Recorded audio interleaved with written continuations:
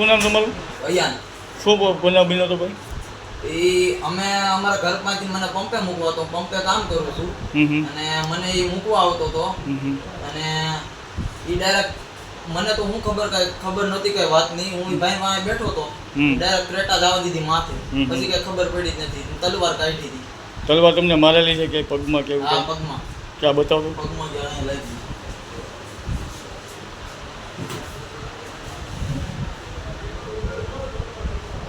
એ ક્રેટાવાળા કોણ હતું કે તમને ખ્યાલ છે?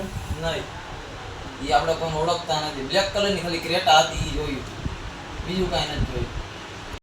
પહેલી વાર 2 વાર એમને મારવાની ટ્રાય કરી ને, ગાડી ચડાવવાની ટ્રાય કરી એમને તલવાર પેલા 2 વાર ફેરી મેં સીધી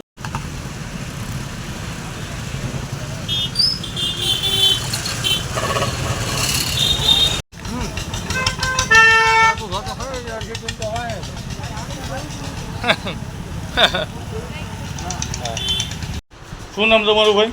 અયાન. શું બનાવ બન્યો હતો? એમાં શેરીમાંથી ભાઈ નીકળ્યા ને તો મારો શું નામ તમારું? શું બનાવ શું બન્યો હતો? બનાવો બન્યો તો શરીરમાંથી ફૂલ ગાડી લઈને નીકળ્યા. એ ભાઈને મેં તમને ધીમે આવી છું તો એ કે ફાસ જાય છે. કાંઈ વાંધો નહીં, એ કે હું આગળ આવું છું. તો હું મારા ડેલી ગયો, ત્યાંથી છોકરા મૂકવા જતો હતો ગામમાં. ફોર વ્હીલ લઈને આવ્યો, 2-3 વાર અટેક કરી, પછી ખુલ્લી તલવાર લઈ અને વાણા દેડો અને છૂટી તલવાર ઘા કરીને લાગી ગઈ. તલવાર ક્યાં તમને મારી છે બતાવશો? તલવાર છૂટી તલવાર ઘા કરી છે, લાગી ગઈ છે.